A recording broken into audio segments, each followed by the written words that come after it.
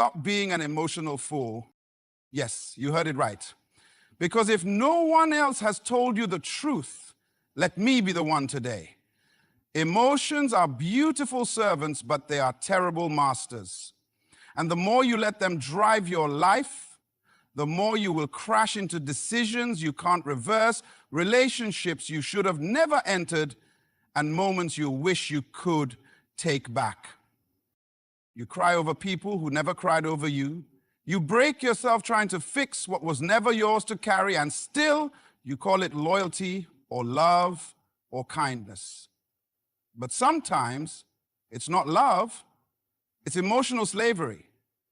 You've handed your peace over like a gift to those who didn't earn it. And you wonder why you feel so drained, so empty, so unseen. People will play with your emotions if you let them. Life will exploit your softness if you don't put structure around your soul.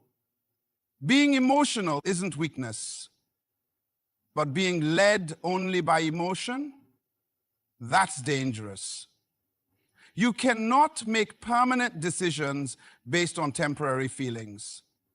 You cannot give your destiny away just to feel needed in someone else's chaos. So the real question is, how long will you keep apologizing for caring too much, giving too much, feeling too much, when the truth is, deep down, you know it's time to change? Not who you are, but how you operate. You need boundaries, not just feelings. You need wisdom, not just reactions.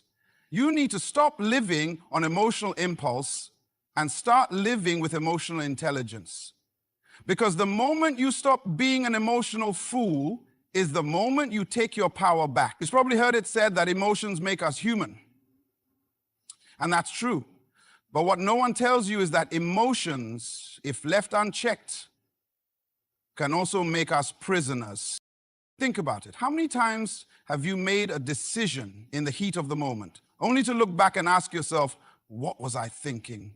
How many times have you exploded in anger or drowned in sadness or chased validation, only to wake up the next day feeling regret heavier than your own thoughts?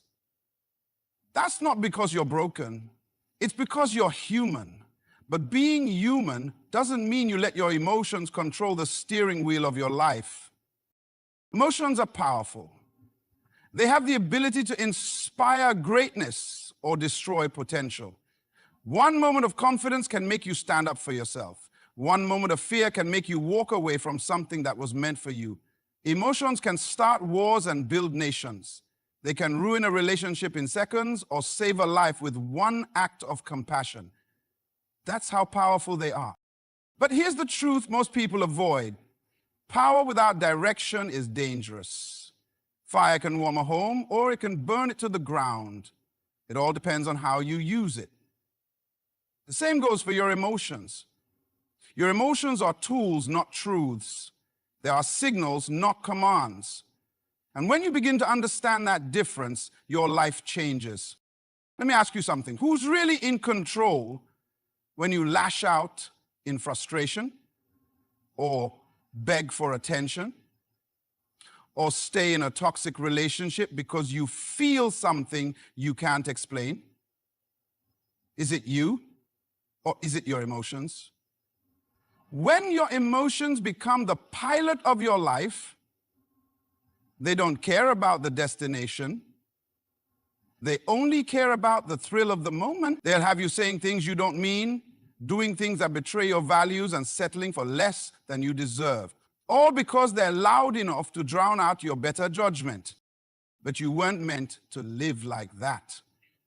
Some of the most successful, disciplined, and focused people you admire didn't get there because they felt their way through life. They mastered the art of acknowledging their emotions without surrendering to them. They felt fear, but did it anyway. They felt rejection, but didn't lower their standards. They felt overwhelmed, but kept moving forward with clarity. That's what real strength looks like. And the beautiful thing is, you don't need to stop feeling to gain control. You don't need to become cold or robotic. You just need to understand that emotions are meant to work for you, not against you. That sadness can teach you where you hurt. That anger can show you where you feel violated. That love, when handled right, can be a force of transformation. But only if you stop handing your life over to every emotional impulse that knocks on your door. You are not weak because you feel deeply, but you become powerless the moment you let those feelings lead you blindly. The power comes when you pause. When you ask yourself, is this emotion telling me the truth or just trying to get a reaction? That one question can save you years of heartache. Mastering your emotions doesn't mean eliminating them. It means honoring them without becoming enslaved by them. How many lives have been permanently altered by decisions made in moments of temporary emotion? More than we'll ever know. One impulsive text, one angry outburst, one tearful yes when your gut screamed no, one decision that felt right in the moment but left behind a mess you couldn't sweep away. And it always starts the same way, with a feeling so intense it hijacks logic. You feel betrayed, so you cut someone off. You feel lonely, so you settle. You feel excited, so you leap before you look. Then reality hits, and suddenly you're stuck with consequences that your emotions have long forgotten. That's the thing. Feelings are fast, but consequences are slow. They linger, they echo. They follow you into places your emotions never intended to go. And here's what most people don't realize. Your feelings are not facts. They are temporary reactions trying to convince you they are permanent truths. They scream, do it now, while wisdom whispers, think it through. And in that moment, if you obey your feelings without questioning them, you give them the keys to your future. Why do we keep doing it? Why do we let fleeting emotions build lifelong stories? Maybe because no one ever taught us to pause. Maybe because we think feeling something intensely must mean it's true. But intensity doesn't equal truth. Just because a feeling is loud doesn't mean it's leading you the right way. Think about it. Have you ever been on the edge of something big, something meaningful, and your fear screamed, turn back? And maybe you did. But looking back now, was that fear telling you the truth or just trying to keep you safe inside your comfort zone? See, that's the problem. When we don't pause to examine our feelings, we obey them blindly. And blind obedience to emotion is one of the fastest ways to destroy what you were trying to build. Let's get practical. You get angry at your partner, so you say something you can't take back. You feel unworthy, so you chase someone who treats you like you are. You feel inspired, so you quit your job with no plan. It's all emotion, no direction. And it feels right in the moment, but when the emotion fades, you're left with fallout, not freedom. The greatest discipline is not in action. It's in restraint. It's in saying, let me feel this, but not act on it just yet. It's in asking, will I still want this when I'm calm? That one pause, that one breath can save you from years of regret. This doesn't mean you ignore your feelings. It means you honor them without surrendering to them. Let your emotions inform you, but never let them instruct your final decision. Because a temporary emotion might be loud, but your future is too important to be decided by a feeling that won't last the night.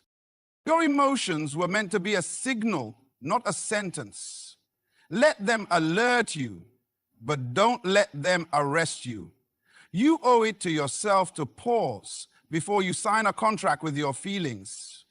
Because some of the biggest regrets in life come from saying yes too quickly or no too emotionally. Feel everything, but choose wisely.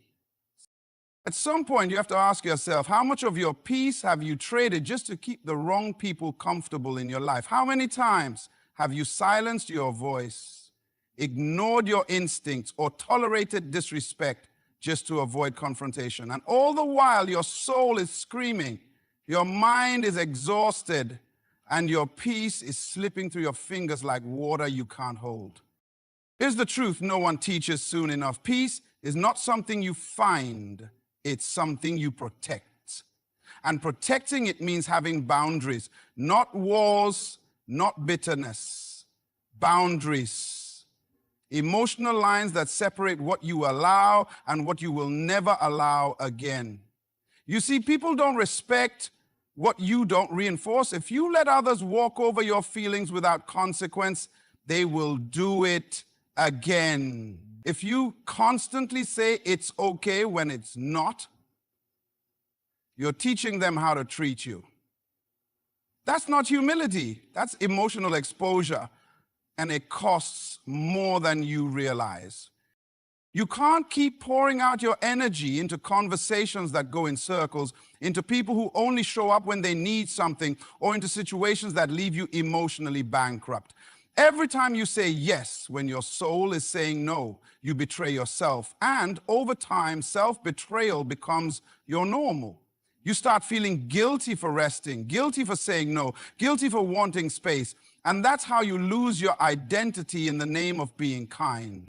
But kindness without boundaries is self-destruction in disguise. You are never meant to be available to everyone at every time for every reason. You are not the solution to everyone's crisis. You are not responsible for everyone's feelings. You are allowed to say, I need space. You are allowed to say, this conversation is draining me. You are allowed to disconnect from what disturbs your peace. And let's be clear, setting boundaries doesn't mean you're unkind or selfish. It means you value your mental and emotional health. It means you've matured to a place where you no longer allow guilt to manage your relationships. Because not everyone deserves full access to you, especially those who have shown they can't handle it. The problem is, when you've lived without boundaries for so long, the first time you start setting them, it feels wrong. You'll second guess yourself. People will accuse you of changing. Some will even leave. And that's okay, because anyone who leaves when you start protecting your peace was only there when it was convenient for them. Peace is expensive, and it costs things like comfort, approval, and even a few relationships. But guess what? The more you protect it, the more you'll realize peace is worth the price. You'll stop apologizing for taking care of your soul. You'll stop explaining why you're no longer tolerating chaos disguised as connection. You'll start seeing clearly who's truly with you and who was only with your access, your energy, your effort. You are not cold for having boundaries. You are not mean for choosing peace. You are not broken because you're finally putting yourself first. You are becoming someone who refuses to be emotionally manipulated, stretched thin, or guilt-tripped into exhaustion. Boundaries aren't about building walls around your heart. They're about building doors with locks so that only what is good, healthy, and aligned with your peace can come through. So strength isn't always loud. It doesn't always show up in big dramatic moments or fierce comebacks. Sometimes strength looks like holding your tongue when you want to scream. Sometimes it's walking away when your pride wants to stay and prove a point. And sometimes it's smiling in a room full of chaos, not because everything is okay, but because you've learned how to manage what's happening inside of you. That's what emotional intelligence is. It's not about being numb or distant or pretending nothing bothers you. It's about being fully aware of what you're feeling, why you're feeling it, and choosing not to let those emotions hijack your behavior. That choice right there, that's power. There's a false belief that emotional control means suppression. That if you don't cry or react or explode, you must be disconnected. But the truth is, those who feel the deepest are often the ones who fight the hardest for peace. Emotional intelligence isn't the absence of emotion, it's the management of it. It's knowing when to speak and when to stay silent, when to engage and when to exit, when to respond and when to let silence speak for you. You've probably noticed that the most reactive people are usually the ones who feel the most out of control. They snap quickly, they internalize everything, they take everything personally. They don't just feel emotions, they become them. And because they haven't developed the maturity to process what they feel, they expect others to walk on eggshells around them. But when you grow emotionally, you stop needing everyone else to regulate your inner world. You become your own anchor. And that shift is life-changing. Imagine what your life would look like if you didn't let other people's behavior dictate your mood. If you could be around chaos without letting it enter you. If you could listen to criticism without letting it define you. That's the freedom emotional intelligence gives you. It doesn't make you cold, it makes you clear. Clear about what deserves your energy, clear about how to handle conflict, clear about how to preserve your peace without becoming passive or bitter. And here's something most people never learn. Every emotionally intelligent person was once overly emotional. Every person who walks with calm once lived in constant reaction.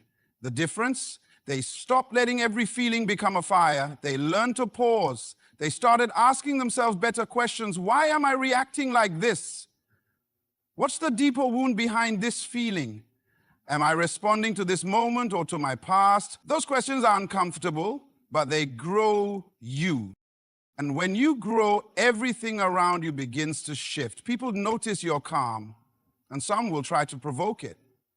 Not everyone is comfortable with your peace. Some only knew how to connect with the unhealed version of you, the one who argued back, over-explained, chased, reacted.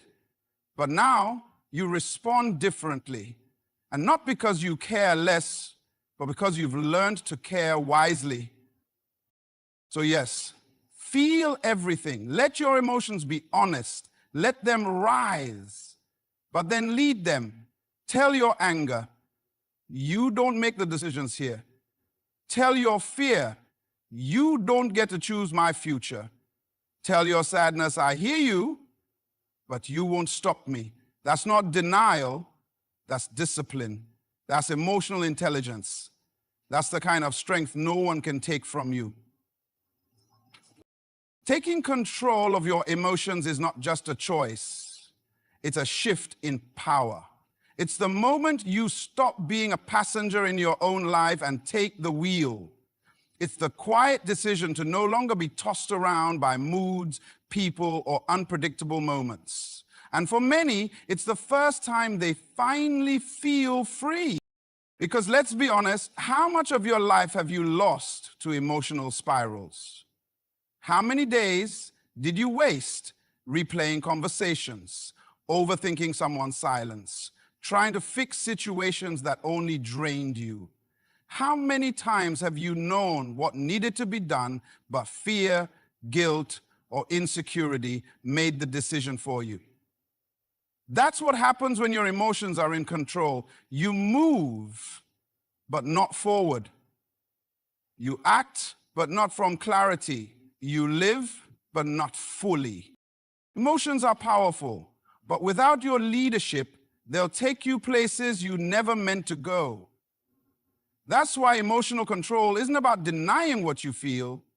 It's about mastering the part of you that wants to be ruled by the temporary, that part of you that panics when you're uncomfortable, that part of you that confuses attention with love, silence with rejection, conflict with abandonment. When you lead your emotions instead of letting them lead you, you stop reacting to life and start directing it. But this isn't easy. It takes self-awareness. And that's one of the hardest things to develop. because it demands honesty. It requires you to face the parts of yourself you usually avoid. To ask, why do I keep ending up in the same emotional patterns? Why do I keep giving people access to me who don't value it? Why do I sabotage peace the moment I finally feel it? Those aren't easy questions, but they're necessary. Because you can't heal what you keep hiding. You can't outgrow what you keep repeating. When you finally take control of your emotions, something incredible happens. Your decisions get better. You stop letting anger burn bridges you'll wish you had later. You stop letting anxiety rush you into things you're not ready for. You stop letting sadness convince you that nothing will ever change. And slowly, you begin to see your life with clearer eyes. You start protecting your time, guarding your focus, choosing your battles, and walking away from what doesn't serve your growth. People may not understand your transformation. They may call it distant or cold, but they didn't see the nights you couldn't sleep, the days you felt like you were drowning in your own thoughts, the times you pretended to be okay while falling apart inside. They didn't see the price you paid to get here, and they don't need to, because this new version of you, the one who responds with calm, who protects their peace, who thinks before reacting, that version doesn't explain itself. It simply lives better. Taking control of your emotions means you no longer give the loudest voice in the room the most power. It means you can feel fear and still walk forward. It means you can be triggered and choose not to react. It means you can be disappointed but not dismantled. That's not just maturity, that's mastery. And once you learn to lead your emotions, instead of being led by them, you'll look back at all the versions of yourself who were once at the mercy of every storm, and you'll thank them for surviving, but you'll also know, now you're finally driving. You felt the weight of being ruled by your emotions. You've lived the cycles, giving too much, reacting too fast, apologizing for things you should have stood firm on, but now